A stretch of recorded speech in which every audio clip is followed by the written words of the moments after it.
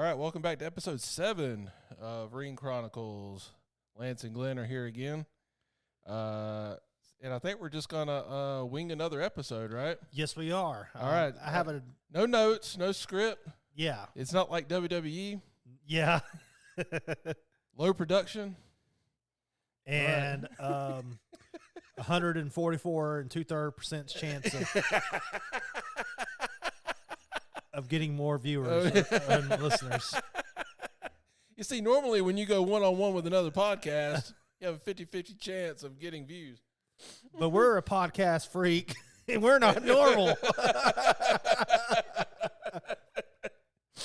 So you got a 25% chance at best beating me.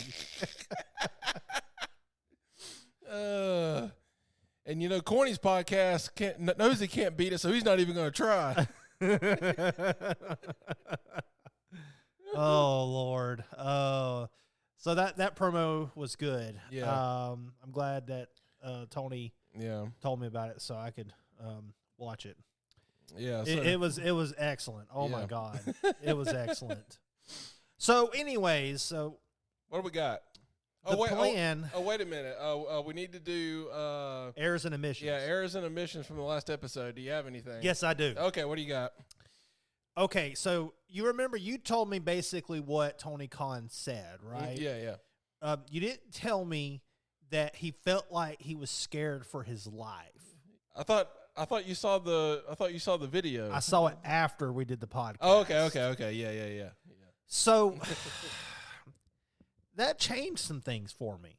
He's full of shit, or he's the biggest pansy of all time. I don't know what it is. Yeah. Okay. Like, why? I mean, I know why he did it. He did it for legal reasons. He's trying to build a case against CM Punk, saying that he felt threatened for his life, and that's why he had to fire him and all this other kind of stuff. But come on.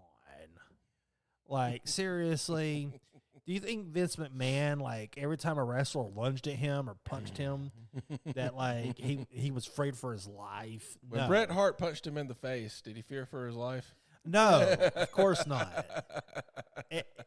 If you're a promoter in the wrestling business, you're going to get punched in the face at some point. Yeah. Tony Khan, I guess, is he doesn't know what he's doing. He's basically got his own video game. He's playing AEW 2K, and he's making all these matches up, and he's like, oh, I'm so good at this. But he doesn't want to deal with, like, the human element of it because he doesn't know what he's doing with that. Right. So that's my errors and omissions that changed my perception of what happened with Tony Khan. Right. That it was more ridiculous than I even realized it. Even with hearing what I heard, I thought it was pretty ridiculous. That's just ridiculous. Fear for his life. And what are wrestling fans, which are mostly men, going to think about that? Especially AEW, which I think appeals more to men than the WWE does. Yeah. Because it's got the edgelord vibe. And WWE has actually tried to make an attempt to appeal to women more. So what is the AEW audience? But I don't know. They do some weird stuff in AEW. Hopefully that rumor that they're going to, like, go to some kind of streaming service is true. Yeah. So I can actually, if it ain't expensive, I'll watch it. I'll like consistently. I still watch it here and there, but I just don't watch, like, every single thing that comes around. But I keep up with it. I know what's going on with it, but I'd like to watch it more. And maybe if I watched it more, I'd understand it. But I just don't understand it. Well, I didn't finish Dynamite, so if you want to do that after this, we can. All right. Well, we'll see. All right. That's it for errors and omissions. All right. Tony Khan's a pansy. Tony Khan is a pansy. Now, I mean, the fearing for my life. Okay, I understand wanting to keep people at the workplace safe, But I agree. The fearing for my life thing is ridiculous. Yes. You had no reason to fear for your life. CM Punk was not going to kill Tony Khan. No. He makes it act like he's the T-1000 and he's like coming after him like, with like bladed metal arms. And he's John Connor, this innocent boy that's going to be slaughtered to prevent him leading the charge of the humanity against the war against the machines. Yep. That's what it sounded like. Fantastic. So today's episode, what we're going to talk about today is a question. Yeah. Are we in the next wrestling boom period? Okay. Mm-hmm. I'm going to talk about what's happening now in wrestling and compare it to what happened in the past and the past boom periods. And I would say that there's been 3 main boom periods prior to anything that's happening right now. Mm-hmm. So the first one is it coincided with the advent of television and the distribution of televisions into homes. Right. I would say the person that led that era of boom period was Lou Thez. Yeah. Now, did wrestling have cycles before this? Yes, it did. Yeah. There will always be ups and downs in wrestling. And I think that's going to be just to get really theoretical about it, I think that's just an element of capitalism, that you're going to have ups and downs. You're going to have periods of basically depression with wrestling. You're going to have recessions in wrestling, and you're going to have good times and good markets, and then you're going to have boom periods, okay? Yep. So that brings into another thing, too. What exactly is a boom period? Is it something financial? Do we go by how much wrestling is making financially? If we go by that, then the argument that we're in a boom period would sound pretty good, because right now the WWE is making record profits. It's more profitable than ever. The AEW, I saw somebody that valuated it at $2 billion. Yeah. That sounds a little high to me, but, okay, whatever. Maybe it's. Well, there are billionaires behind it. Yeah. So. Well, they're talking about the value of the brand. But what I'm saying is that because of their money, they've been able to bring in big names, get TV contracts, all that good stuff. Right. So you've got that. You've got a very vibrant indie scene right now. So. But if you go back to that original television era, you had Lou Thez, who was the Hulk Hogan of his era, or the Ric Flair of his era, however way you want to look at it. You also had Gorgeous George, who was one of the first ones to have a gimmick, basically. Yeah. And people talk about LA Knight and him ripping off Steve Austin and The Rock. Every heel just about has ripped off in some manner or form Gorgeous George. He did everything that is now popular among heels. Right. I mean, he didn't do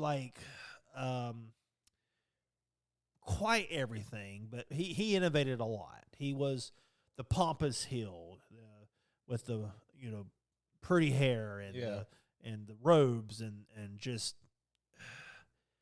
he was doing Ric Flair many decades before Ric Flair. Even before Buddy Rogers did. Even before Nature Boy Buddy Rogers, it was Gorgeous George, right? Yep.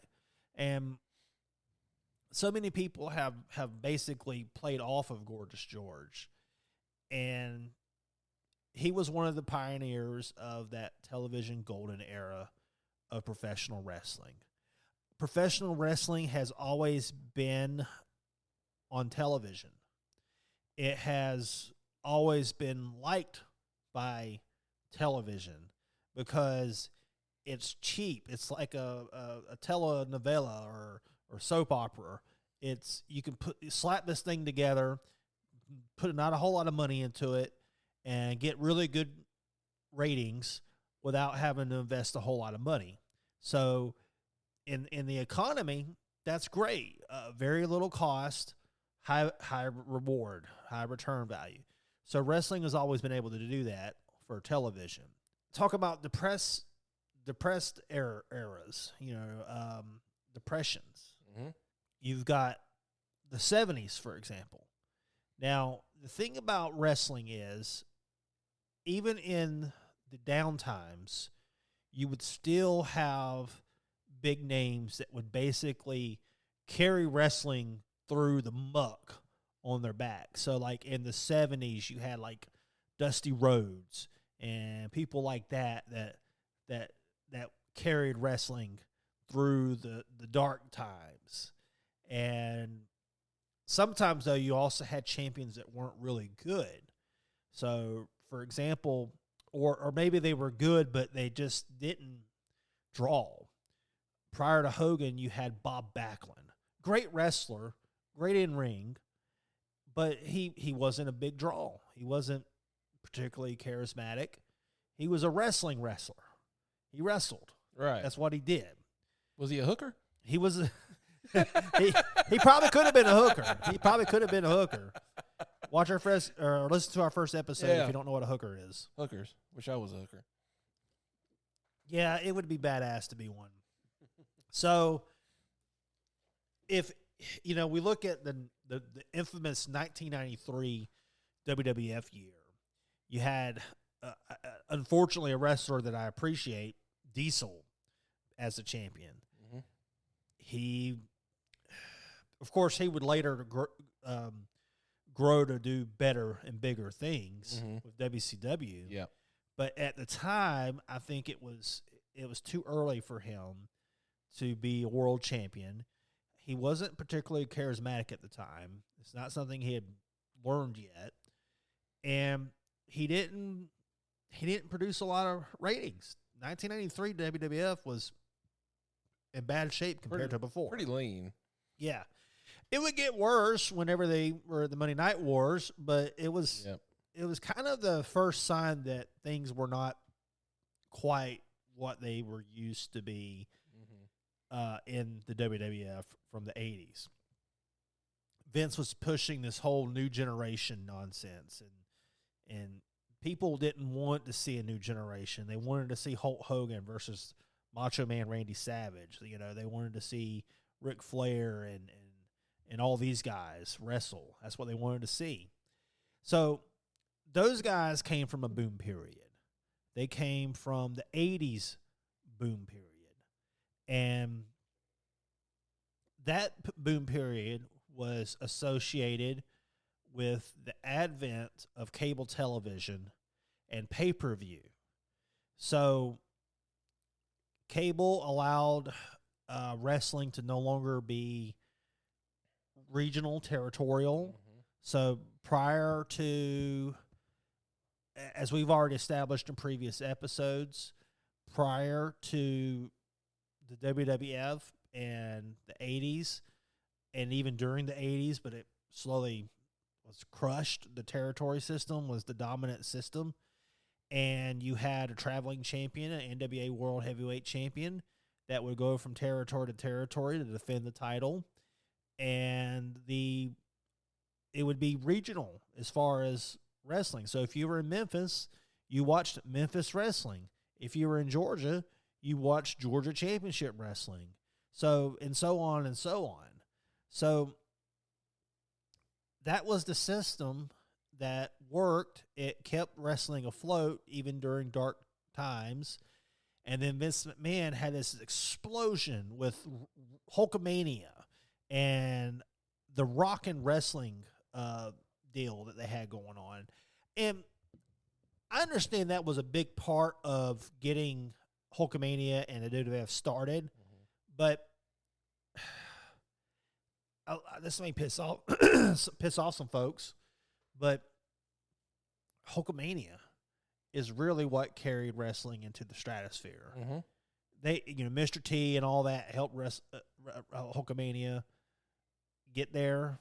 Vince McMahon had a obviously crucial role, but Hulk Hogan basically injected steroids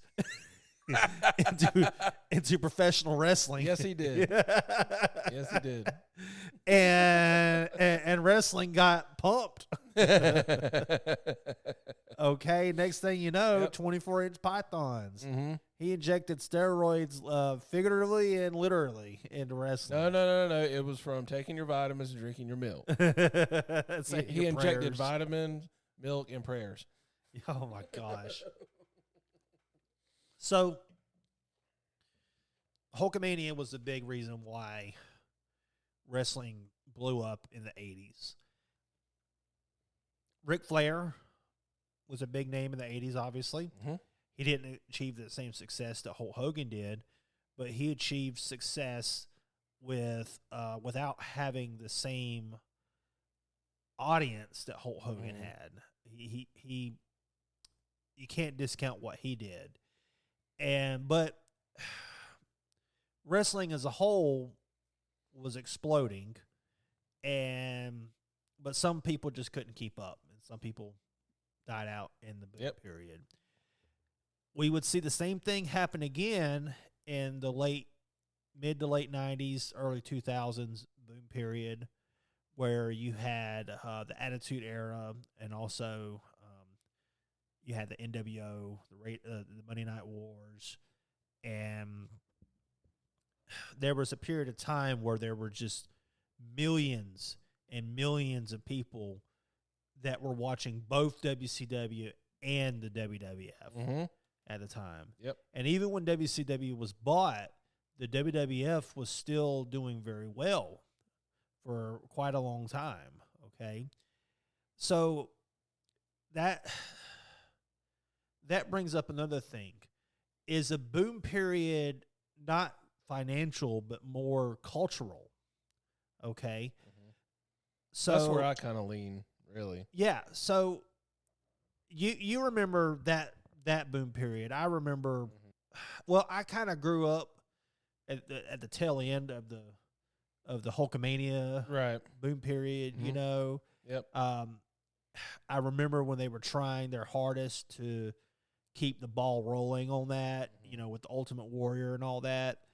Savage could hold a candle back then to Hogan, but of course he couldn't replace Hogan. But they tried to have Ultimate Warrior replace Hogan, and it didn't work. Okay, that should have been like their sign that, like, you know, maybe we shouldn't ditch Hulk Hogan. Right. Okay. And I mean, granted, there were some things that were bad in the wrestling business because of Hulk Hogan at the time, like WrestleMania 9 and all that, and the thing that happened with Bret Hart. But wrestling in the next boom period, the third big boom period, which is that late 90s period, the Attitude Era, when wrestling really blew up again. Just like in the 80s, you had people that became household names. So I remember, I don't know if this is official or whatever, I remember hearing of some sort of survey or study where there was one point in American history where more Americans could identify the face of Hulk Hogan than they could the President of the United States. I mean, that wouldn't surprise me. Yes. Yes. And that's a huge cultural boom. Yeah. I mean, I would say that Hulk Hogan's face was probably on TV more than the president's. Probably at the time. He was on late night shows. Right. He was on wrestling. I'm sure he did commercials too and stuff. Oh yeah, I mean, and you had Savage with the Slim Jim. Yeah. So once again, I didn't research that study. I just remember hearing that. Yeah. And even if it ain't true, the fact that was something that was being spread that just shows you how insanely popular Hulk Hogan was at that time. Once again, the edgelords like to shit on Hulk Hogan. They did back then. Okay. But Hulk Hogan, you probably wouldn't be watching wrestling if it wasn't for Hulk Hogan. Yeah. I mean, how few people watch wrestling in the 70s? I might have watched it because my ancestors watched Dusty Rhodes. Yeah. But most people wouldn't have kept on watching it. So we wouldn't have had these household names like Jake the Snake Roberts. And, you know, these, before I really got into wrestling as a child, I heard these names. I heard of Andre the Giant. I heard of Hulk Hogan. I heard of Jake the Snake Roberts. Yep. And ironically, when I started actually watching wrestling, I preferred, like I said previously, the old school WCW. Yeah. Prior to Hogan. And I continued to be a WCW fan until it got really bad. Mm-hmm. So the next boom period, the third boom period that most of the people that are listening are going to be familiar with, is that Attitude Era and the era with WCW, with the NWO and all that. I remember going to school and I would wear an NWO black and white shirt during the split with the Wolfpack, and I would get bullied for wearing an NWO black and white shirt. Yep. It was the wrong colors. It was, yep. It's like some gang shit. Yeah. I also had a Stone Cold Steve Austin shirt, so that made up for it. But on the days I wore the black and white shirt, I knew I was going to get... Yeah, you knew you were going to get shit. Yeah, I was going to get shit on that day. I was okay with it because I was a little edgelord. I lived an alternative lifestyle, painting my toenails black, spiking my hair. You remember that, Lance, don't you? Yeah. Oh, my God. So the thing is, you could go to any guy in the key demo back then and ask them about wrestling, and there's a really good chance that they were watching wrestling at that time. Any guy. Yeah. Okay? If you went to the mall or Walmart right now and you went around to guys in the key demo and you were like, "Hey, did you see that Orange Cassidy fight the other night?" They're going to be like, "What the fuck are you talking about?"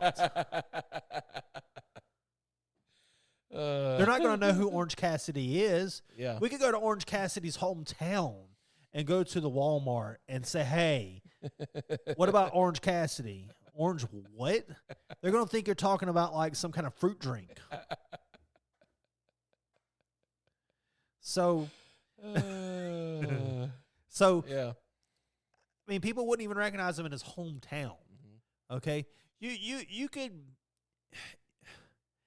have a big cutout, life-size cutout of Orange Cassidy, and people wouldn't recognize him in his hometown. That's where wrestling is now. Okay, but it's also making billions of dollars. So what the fuck is going on? We're going to get to that. If you argue that wrestling is doing well economically, and that's a boom period, then the answer would be yes, this is a boom period. If your argument is that wrestling has to be big culturally, it's certainly doing better than it had done a few years ago. It's not there. It's not there. The Attitude Era, you had the internet. Fans knew that wrestling was predetermined. Yep. That was the thing that defined it. Yep. Obviously, you still had cable and pay-per-view. That was another thing that was different about that time period is the internet played a crucial role in spreading gossip and everything. Yep. You had online dirt sheets. The guy that likes Vince Russo, he kept us up to date on WrestleZone. Yep, fan of Vince Russo. Yeah. Yep. So we knew what Vince Russo was doing. Yeah. We got updates. Yeah. You know what organization he was being pawned on to next? by the people who didn't want them anymore. So he could go destroy something else. Yeah. The Attitude Era was different than the 80s era in several ways. The 80s era was big and huge and muscular and just big. Everything was big. Yeah. And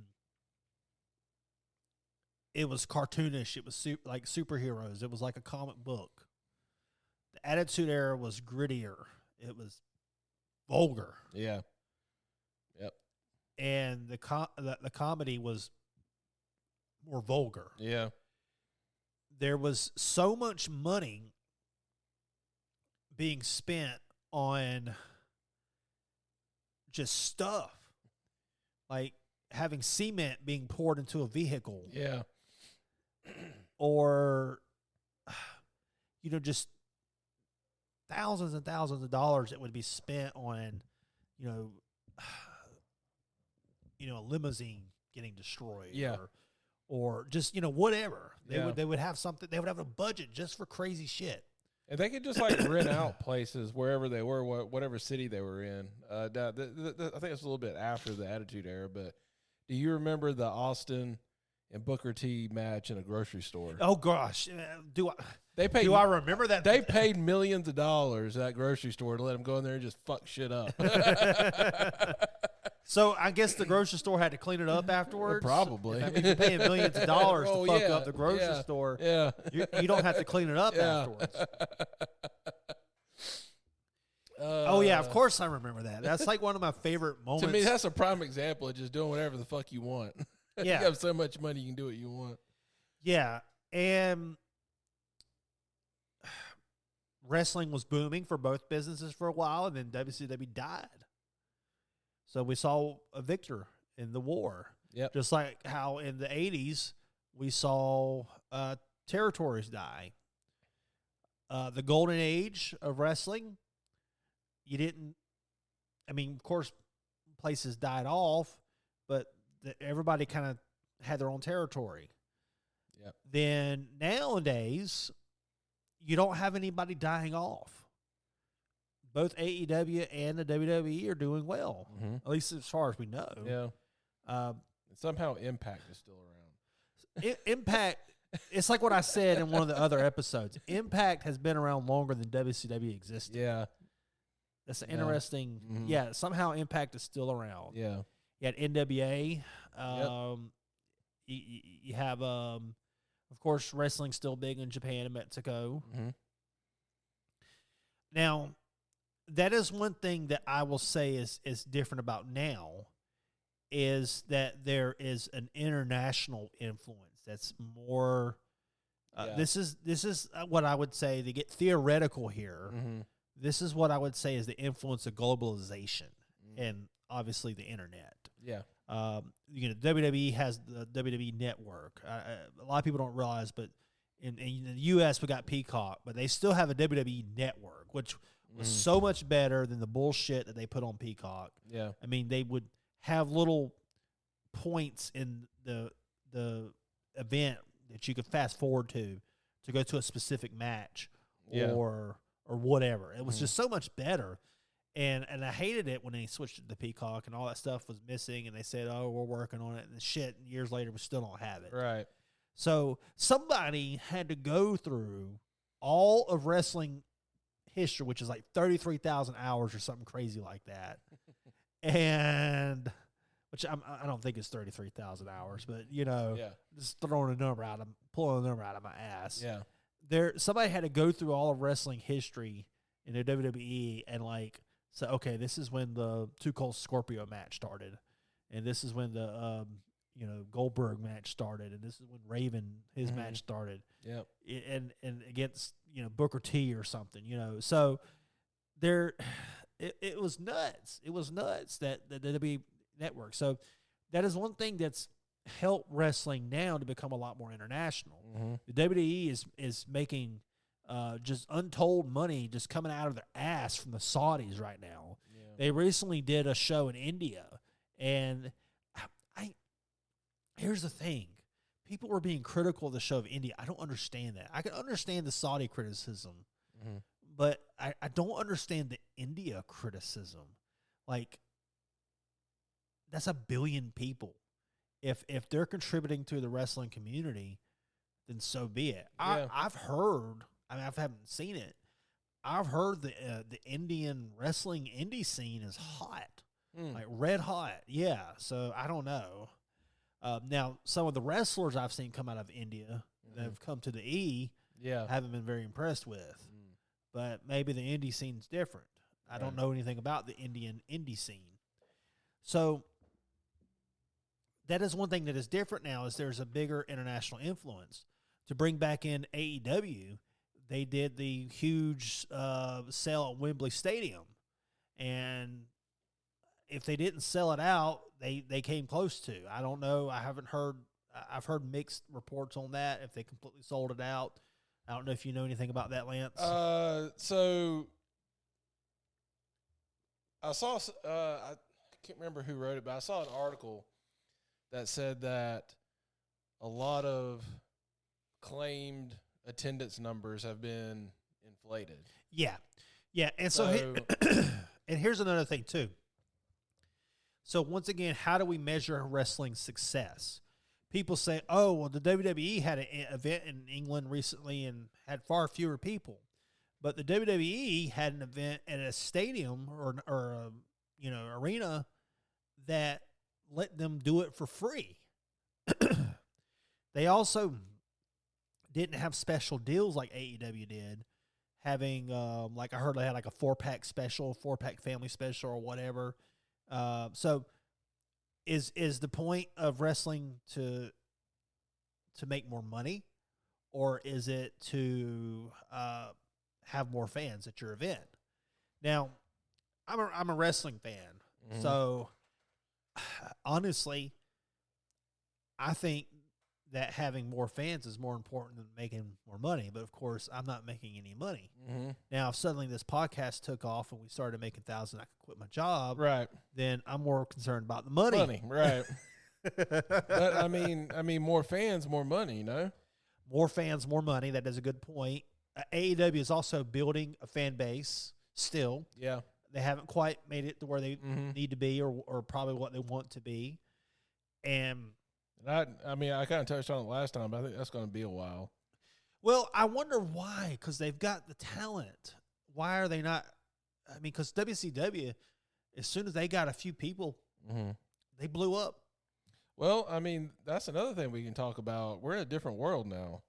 We are in a different world. The wrestling business is different. Hiring Hulk Hogan is a lot different than hiring Daniel Bryan. Right. Even though Daniel Bryan's better. Bryan Danielson. Yeah. God damn it. But, it's kind of funny because, like, indie people always call the wrestler by the indie name. Yeah. And I didn't know him before his indie days, but he was Bryan Danielson. He was Bryan Danielson way before the dub. Yeah. Way before the dub. And I don't know why, but he was told he couldn't keep his name, so they came up with a name. Him and William Regal came. See, like me, I still have a tendency to call William Regal Lord Steven Regal. Yeah. Because I knew him from like the early 90s in WCW. Yep. So, yeah, Bryan Danielson. Say it 3 times fast. Bryan Danielson, Bryan Danielson, Bryan Danielson. Yeah. Yeah, wrestling is a different scene now. We're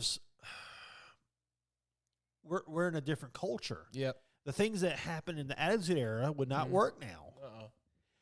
And there is so much more.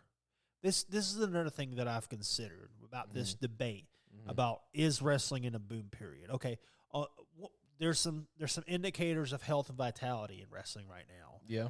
They're not having to. I mean, it was not that many years ago that the WWE was having to use tarps to hide parts of the arena that were missing fans. Okay, the AEW and the WWE are not having to do that now. They're selling out arenas. They the WWE was able to return and have Royal Rumble and SummerSlam in stadiums. Yep. Once again, great indicators of health of the WWE. They announced the attendance at every Raw and SmackDown because they can actually do that and not sound sad. Right. So, and AEW is doing the same thing. When we went to that Dynamite, I was not expecting the arena to be filled. Yeah. I mean, I was like, it's an AEW card. It's not in Jacksonville. You know, I'm like, it's going to be half full, and it's going to be all camera side. And, like, it's just booming full. Yeah. You know, and I was just like, oh, my God. Yep. That another thing that I have to say, I've always told you, I'll say the things that are good. And I probably am going to say more good things about AEW right now because we're talking about the health of the wrestling industry. Yeah. And whatever my opinion of AEW is, I don't actually want to see it fail. Yeah.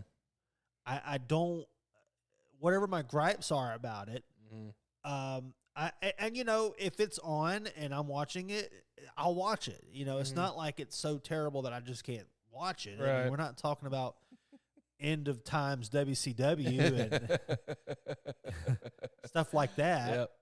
So it's healthy. It's thriving. They are doing well.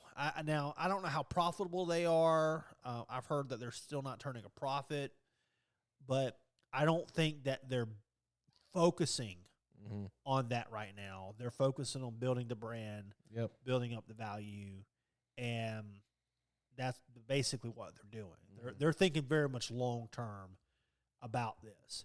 Which the fact, you know, of course, it's easy to think about things long term when you've got billions of dollars, but at the same time, the fact that they're able to think about long term. I mean, obviously, they believe that something is going to come out of all this. Wrestlers are able to make good livings right now, and that's great, especially when you don't have something like WCW around anymore. Yep. So that's been a good thing for wrestling right now. You're not going to have the Attitude Era vulgarity now. Yeah.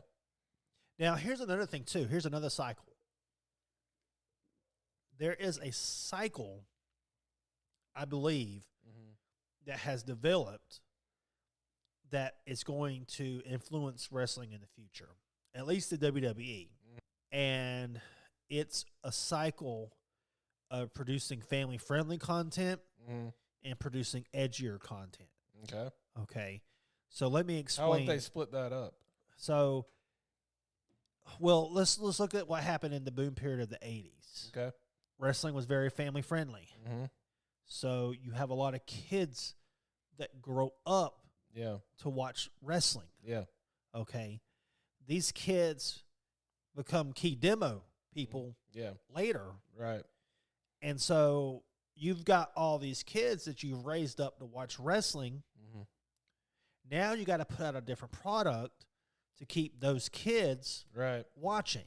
It's what happened to us. And it's what happened to me. Attitude Era to the PG era. Yeah. And we're going back. I mean, it's not going back to Attitude Era, but it's it's edgier. It's getting edgier again. Yeah. Now, they're not having, like, you know, just tits everywhere and stuff. Right. Like they did in the Attitude Era. But we don't want that either. Once again, the product is different. You know, we want women to be treated respectfully in wrestling. Because now there's actually, you know, great women's division. Lots. We've talked lots of great wrestlers, yes. We've talked about in the past that women's wrestling in the Attitude Era women were not treated very well during that time period. And apparently Vince McMahon doesn't treat women well, period, according to allegations and rumors. Right. How is that man still involved in wrestling, by the way? I don't know.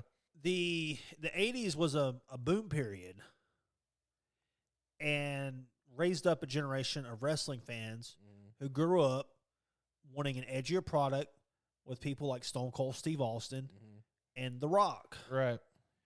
I talked about how big of a name Hulk Hogan was. Mm-hmm. Think about how big of a name The Rock is. Yeah. I don't know if he exceeded Hulk Hogan, but he at least got to the same level, and he may have exceeded him. Of course, there's a bias of being in the present day and The Rock being right closer to us. I mean, maybe not in wrestling, but as far as just entertainment and whole, what he's done with his whole career, he's bigger. I would agree with that. He's had better success in Hollywood. He's the highest paid actor ever or something like that. I don't know. Yeah. And, he can show up to any arena and any wrestling match card and blow the place up. Yep. Easily. Mm-hmm. He could go to Vince McMahon and say, hey, I want to win the title at WrestleMania. Yeah. I want to beat Roman Reigns. Right. And it's going to happen. Yeah. Once again, you got guys that carry the business into the stratosphere. Mm-hmm. So if we were to look at now the people that are expanding wrestling, I definitely think you can't say we're in a depression of wrestling. This isn't survival times. This isn't 1993. This isn't the 70s. Right. But the guys that are carrying it, well, in AEW, you've got a host of talent. You got MJF, who's just amazing. Yep. I'm actually shocked by his face work. I didn't expect him to be that good of a face. He did it perfectly, I think. Yes. I mean, it was when he first turned face. He goes, don't get me wrong, I'm still a scumbag, but I'm your scumbag. Yeah,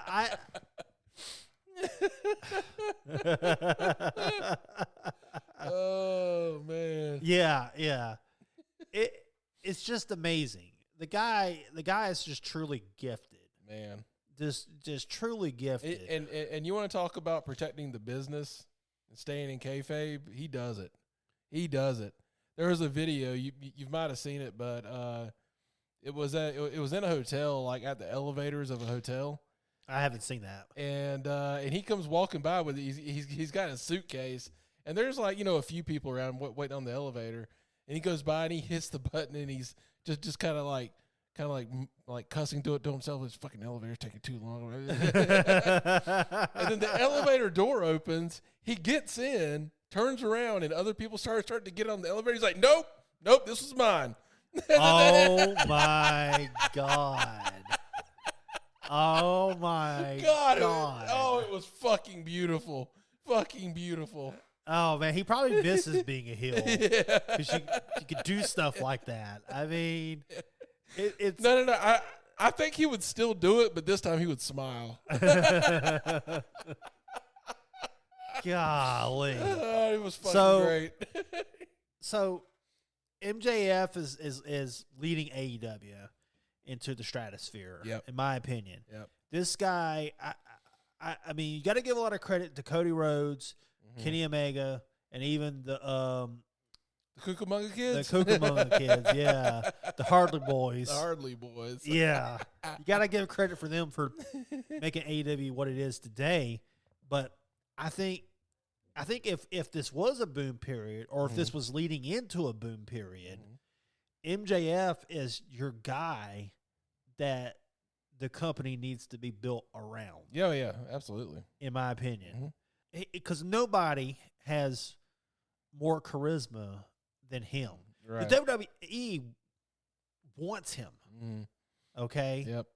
Like, if he expressed any interest in going to the WWE, we would probably see Vince McMahon, like, personally meet with him. Yeah. Like, that's how bad they want this guy. Right. You asked, would he be treated like a mid-carder in the last episode. They might put him into the mid-card at first, but his charisma would just blow through. If they let him be himself. If they let him do that. he could ooze out enough charisma to make it work. I mean, I'm saying that they can't just say, oh, okay, this is your gimmick now. You're going to do this. Oh no, you got to be MJF. You got to. That's what I'm afraid of. That like anytime the WWE has gotten a hold of a big name, that's always been my fear what are they going to do with them, and are they going to do anything with them? That's always been my fear with the dub. Speaking of scripted, there was a wrestler that accidentally went off script. Okay. I heard this on Jim Cornette's podcast, so I have to give credit for that. So Sami Zayn, I didn't realize this. I watched this episode, and I don't remember it. So, like, Sami Zayn was talking to some heels, and he was supposed to say, "I'm glad that you opened your mouth so I can kick your ass." But he said, "I'm glad that you opened your ass so I can kick your ass." Okay. So, I was wondering what the hell that was. That was a chord. I'm glad that you opened your ass. But anyways, oh my God. Yeah, MJF, that is a problem with wrestling in the WWE, is you don't know what they're going to do to you. Right. You don't know if you're going to be the next, what you call it, the Red Rooster? No, the gobbledygooker. The gobbledygook. Yeah. Or you might be the next Red Rooster, where you wrestle 20 years down the road Yeah. in a small town of about 50,000 people, and fans still mock you mercilessly about it. Oh, man. Yeah. Yeah, that guy, he could never live it down. Yeah. Terry Taylor. Yep. What a rotten gimmick he was given. Mm-hmm. And you also had wrestlers that were given gimmicks that could have failed miserably, but they somehow or another made it work. So an example of that would be Dustin Rhodes. Yeah. That is a gimmick that could have failed. Yeah. I mean, crashed and burned. Yeah. And he took that gimmick and took it to the next level. Yep. I often think that, speaking of boom periods, I often think that Dustin Rhodes does not get enough credit for his contributions to the Attitude Era. Yeah. The guy had attitude before there was attitude, okay? Yeah. The fear, the homophobia, he brought that into it and everything. Actually, it's kind of interesting. There's been some studies about homophobia and how it eases in society. And it starts off being like, hatred and everything. And then it morphs into comedy before it becomes more socially acceptable. Okay. Well, you could see that with Goldust's character. Yeah. It started off being, we hate this guy. Yeah. To, oh, he's funny. He's making sausage and hot dog jokes with Booker T. Yep. Yep. So that was, you could see the societal evolution of Goldust's character, and according to that study that I came across one time. Are we in the next boom period? We've compared and contrasted the eras. Oh, one more thing that I should probably talk about is the use of celebrities. That is one thing that all these eras have in common. Okay. In the 80s, you had, like I said, the rock and wrestling, and you had Liberace and Mr. T and everything. In the 90s, even in the bad times, they try to have it. Like, I remember they had Pamela Anderson come to WrestleMania. She didn't know what the fuck was going on. Yeah. You know what I mean? I mean, in wrestling now, you still have celebrities that get involved. Yeah. And the WWE even has a celebrity wing of the Hall of Fame and everything. So that is one thing that all the eras have in common. And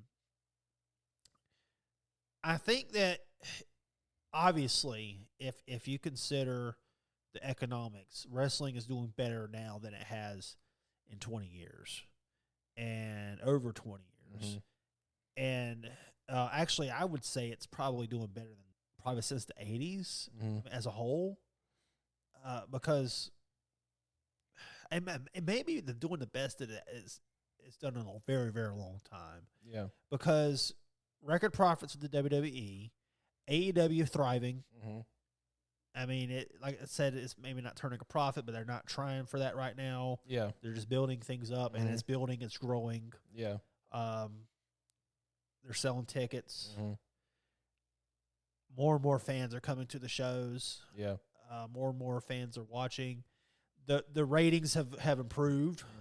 They're nowhere near Attitude Era. Right. But we're not going to get the Attitude Era because we have all these streaming services. Right. Oh yeah, and that's the other thing that I wanted to talk about. I thought about this earlier, but one of the reasons why I don't know if wrestling's ever going to get back to the Attitude Era and get back to the 80s at times, and definitely not back to like the golden TV era, is there's just so many options for entertainment. Yeah. Everything is so niche now. Like I was watching Andor, which is a Star Wars. And actually, let's get even more niche than that. Yeah. I was watching Ahsoka on Disney Plus, and I've consumed all Star Wars media, right? Yeah. Well, yeah. Yeah. I mean, if there's anything that comes close to how much I know about wrestling, Star Wars might be it. Right. I can tell you about the Legends content all day. Right. If you want to know about Darth Vitiate, we could do a whole podcast. If you want to know about Darth Vitiate, and you think that will pique more interest into the wrestling podcast somehow, please contact me, because I could do a 6.5 hour monologue on Darth Vitiate. Okay, so in the Legends content, you didn't need a Death Star because like a Sith could just land on a planet and just kill the whole planet by absorbing its energy. All right. Yeah. Don't need a Death Star. Yeah. Yeah. So that's all you need is just to have a mega powerful Sith Lord that's absorbing the force of all life. So how did I get on Star Wars? Oh yeah, Ahsoka. We're talking about niche. Yeah. Ahsoka. So to understand fully what's happening in Ahsoka right now, which is an amazing program, by the way. Yes, could you get the general understanding of what's happening if you never watched any other content like Clone Wars and Star Wars Rebels? Yes. But to fully understand what the fuck is happening in this show that had, I mean, I don't know how many millions of dollars thrown into this show. You would have had to have seen all the Clone Wars, which is a lot of episodes. Right. Maybe there's some limitations to my knowledge of Star Wars. I don't know how many episodes of Clone Wars there was. And you would have had to have seen every episode of Star Wars Rebels. So you would have had to have watched 2 other shows to understand what's happening in this show. That's how niche this show is. And yet Disney still invested untold amount of money into this show. Okay? Now, is this show going to make... Is it going to have viewers like all those subpar Star Wars movies they threw out? No. But it's going to have a dedicated fan base that's going to watch this no matter what. So you can count on that fan base to watch this. Oh, yeah. And you can count on the buzz to get a few more people to watch it as well. Yeah. But you're not going to have 100 million people watch this show. So you're not going to have the millions of people that watched the Attitude Era. Or you're not going to have Saturday night's main event where I don't remember what the number was, but it was something stupid like 30. How many people watched the episode of main event? All right. WWF. I'm looking it up. WWF main event record ratings. I don't remember. I'm gonna tell you if it's where I thought it was. Yeah, I knew it was over 30 million people. There was an episode of the main event, or maybe it was just the main event. Yeah, there was an episode of the main event where 33 million viewers watched it. It was a match between Andre the Giant and Hulk Hogan that we all know about, where Ted DiBiase bought the belt and all that. So Right. the ratings was 15 point something. Damn. Yeah, 15.2. You're never going to get that again. Right. Ever. Right. We're not going to get 33 million Americans, Mm-hmm. which, now America is expanded. Yeah. So, like, what would be the equivalent of that now? Probably, 40 million or something. You're not going to get 40 million Americans to sit down and watch a match between Seth Rollins and The Miz. Mm-hmm. It's just not going to happen. Right. There's no way possible. Yeah. Okay. As much as I love LA Knight, Mm-hmm. he's not going to bring wrestling to that level. Right. He's great. He needs a mega push, which I heard he's getting one. Yep. But it's not going to happen. Mm-hmm. MJF, he wouldn't be able to do it. Nobody can get it to that. Yep. But see, back then, people had fewer options. Mm-hmm. Even on cable, which was blowing up the options of what people could watch. Right.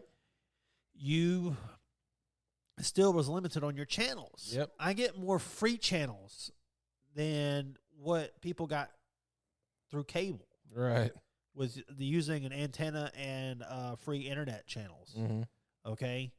So there's just a lot more choices now. You go back to the golden era of wrestling, some people might only have had a few channels back then. Mm-hmm. And if, you got 2 channels, you're going to watch wrestling because what the fuck else you're going to watch? Right. So that is one of the reasons why when we look at the boom period, we're kind of comparing apples to oranges here.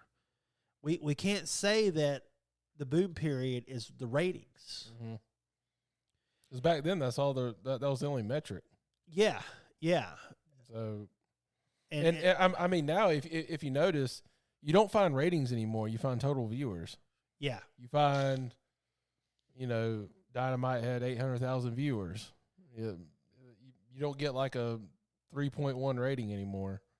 Right. And then here's the thing. What about people streaming the show like me? Right. I watch almost every single episode of Raw and SmackDown the day after. Right. Yeah. So I have DirecTV Stream. I almost always watch it. I hardly ever watch it live. So I'm watching it either on the DVR or I'm watching it using the on-demand service with DirecTV. Does that count? Does that count towards those numbers? I don't know. See, I don't know how that works. I don't know if anybody knows how many people are watching wrestling right now. Right. Truly. Yeah. I don't even know if they know. Yeah. So I mean, I think if you want to say if you want to say there is a boom period, I think the driving factor is competition with and what AEW does, whether you like it or not. It's there. And there's a lot of money behind it, and they can bring in good talent, and people are going to watch it. However many edgelords, whatever. Yeah, there's enough edgelords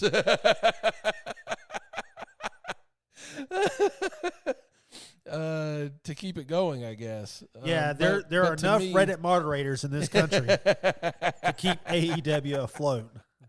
So yeah, I think competition is a big thing. So if there is a boom period right now, I don't think you would have it without AEW.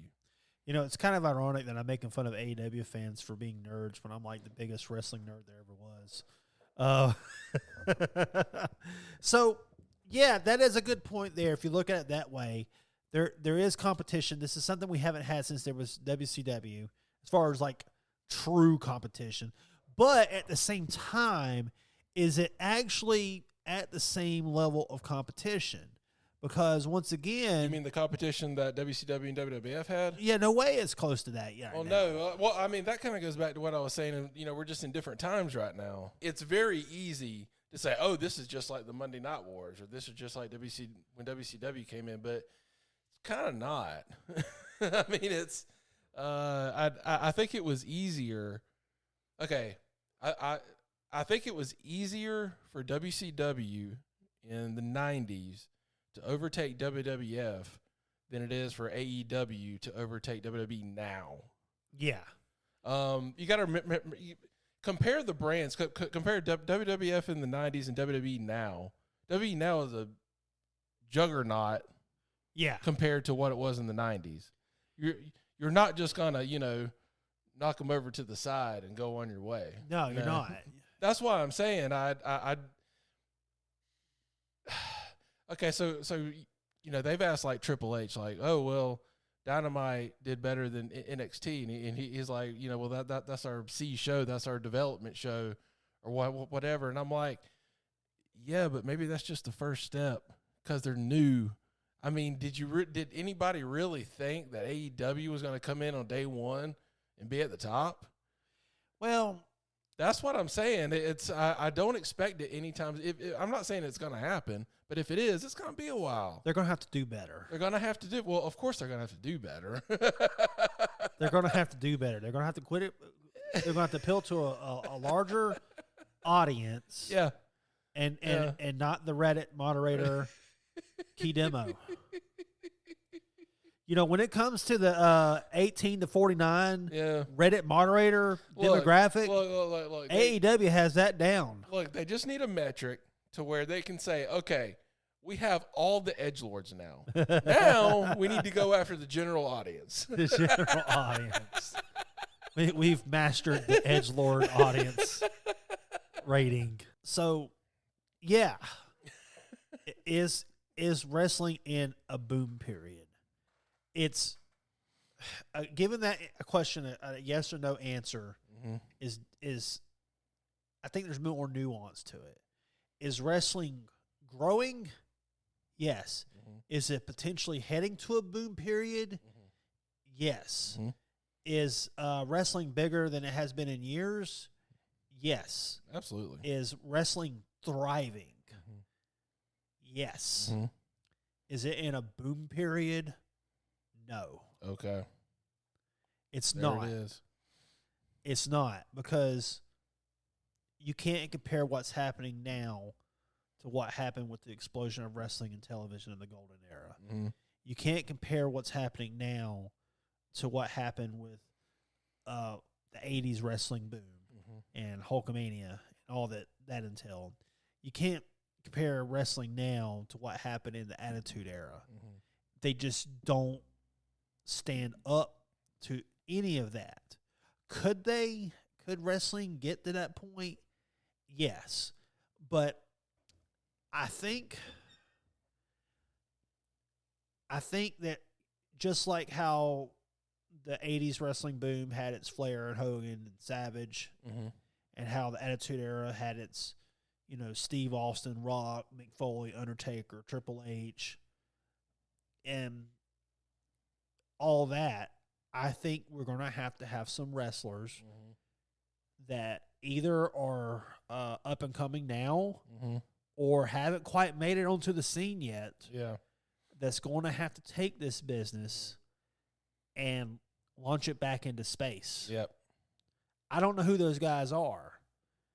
Could MJF be a part of that? Yes. I think he has to be. Could LA Knight be a part of that? At least for a period of time. Yeah. Yes. He's unfortunately, his age will eventually prohibit him from going farther with it.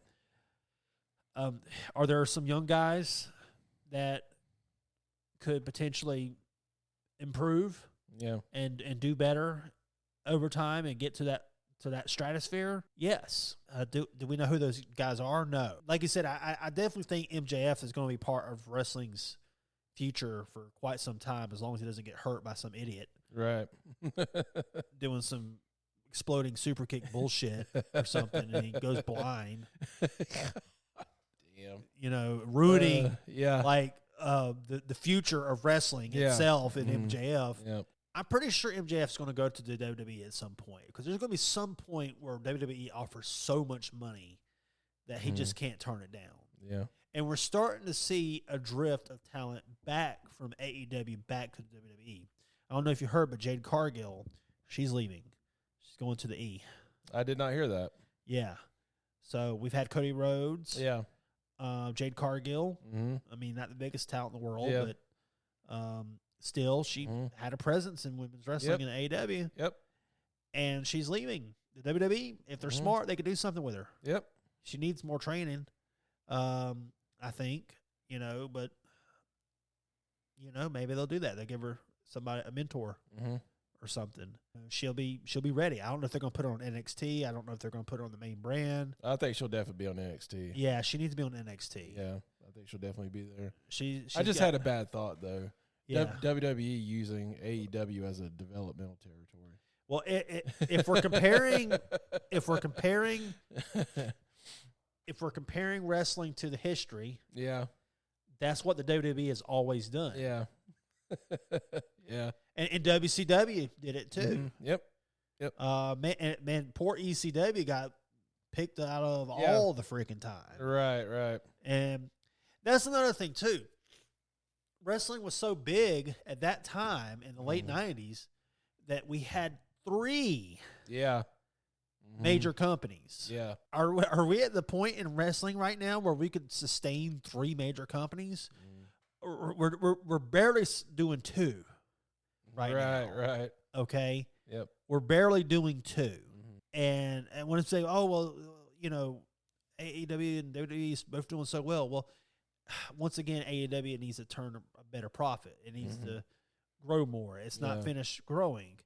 And I don't think that we should expect it to be somewhere high and mighty right now. Right. I think that would be unfair because, like he said, it's not like they can just hire Hulk Hogan and start booming.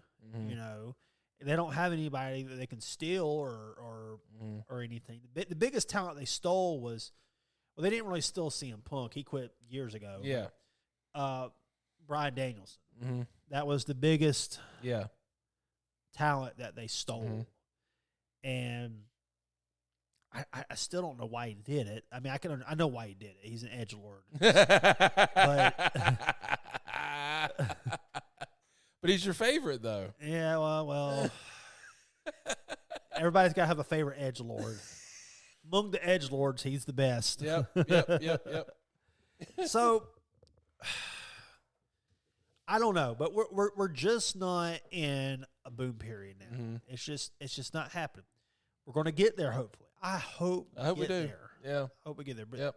But we're not there. I can tell you that now part of this had to do with the fact that I found a $20 deal for Peacock for a whole year. Yeah. But I have been watching the dub more since I got that. So, I mean, I guess I'm an example of watching more wrestling lately. So, well, I mean, think about it.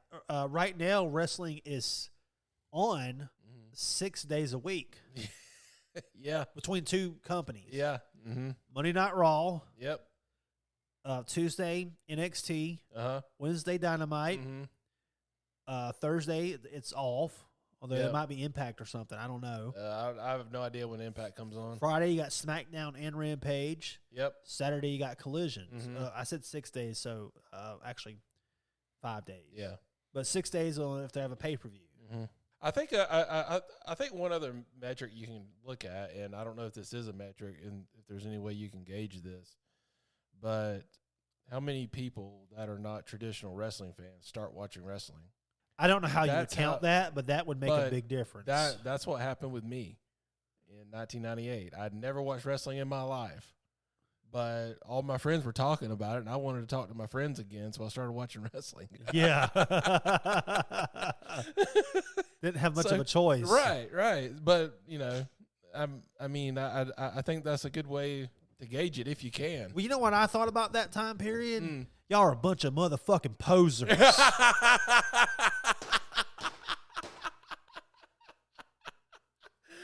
Some guy that watched Nitro for 3 weeks was making fun of my NWO black and white shirt. Watched the shit for 3 weeks. We were the first edgelords. Yes. I watched this shit my whole goddamn life to that point, and I might have had like 2 friends from school that I could talk to about wrestling. Then the fucking Attitude Era and Goldberg, and next thing you know, like everybody's talking about wrestling, and Yes. I'm like, what the fuck's going on? Yes. Yes. I mean, I was happy for wrestling. Yeah. I was happy that something that I knew was great Yeah. was being shared among the wrestling, among the rest of the world. But I was like, y'all are a bunch of fucking posers. You're going to talk to me about my black and white shirt when y'all have watched Nitro 3 nights. Yep. Yep. And I've read and watched and consumed more wrestling media and content than you will in your entire life at the age of 16. And then we had the backyard wrestling that happened. Yeah. Mm-hmm. And I was a part of that. Yeah. Yep. Yep. And you know what? I was the only mat wrestler. Were you a hooker? Yes. Backyard. I was a backyard wrestling hooker. Backyard hooker. Everybody was doing the garbage nonsense and everything else. Oh man. I was probably the only one in the whole backyard wrestling company that did a double arm drag. But I have to say, I was absolutely terrible on the mic. No company is good company without bad company. Yeah, Glenn. yeah. I made a comment about breaking people's bones to dust. Breaking bones into dust. Yeah, I was absolutely terrible on the mic. Did I tell you I found that video? How did you find it? It was in my fucking junk video folders or whatever. I'll have to. That's another one I have to dig up along with those others I was telling you about. Oh my god! Oh my god! Man, that's crazy. Yep. Yep. God, that'd be awesome to see, even though it was all awful. Yeah. So, yeah, I did the stupid backyard wrestling. That's how Yeah. insane wrestling was. Yeah. Back then is we were slamming each other on makeshift tables and stupid shit. Mm-hmm. Fucking the guy that likes Vince Russo, I saw Yeah. the guy take a razor's edge off of a trampoline onto a table that was made with wood put across 2 steel chairs. Yeah, And he fuck landed on that. his neck and he bounced off of it. The table didn't break. It was like, what was it? I Am the Table or whatever on Botchmania. So, Oh man. yeah, we until kids start like suplexing each other through makeshift tables. I guess I have to keep a watch I don't out think for we're in a that. boom period. Right. By the way, we do not condone. No. We do not condone backyard wrestling. Don't do it. Don't do it. It's just like if you're drinking Creature Comforts. Yeah. Do not drive autocar. Right. Do not suplex your friend through a makeshift table. Right. Okay. Don't try this at home, school, or Yeah. anywhere. Just like they say when you play the video game. Right. Do not try this at home. Yeah. We were stupid Yeah. for doing this. And By the way, I did not do this. I just watched. And it was funny. yeah, all of us could have gotten like killed. We could have died. And it was a miracle that none of us died. Yep. Some of us did get hurt. Yep. But somehow or another, none of us got paralyzed. And we had no right to avoid all that. Right. So do not do this at home. Anyways, no, we're not in the boom period. That's pretty much the end of story. Lance, you got anything else? I think that's going to do it. Until next time, we'll have to come up with something else to bitch about for the next episode. I got plenty of content. We will definitely come up with something, though. Yes. All right. So that was Glenn, and this is Lance. We'll see you in the next episode. Later. Thanks. Bye.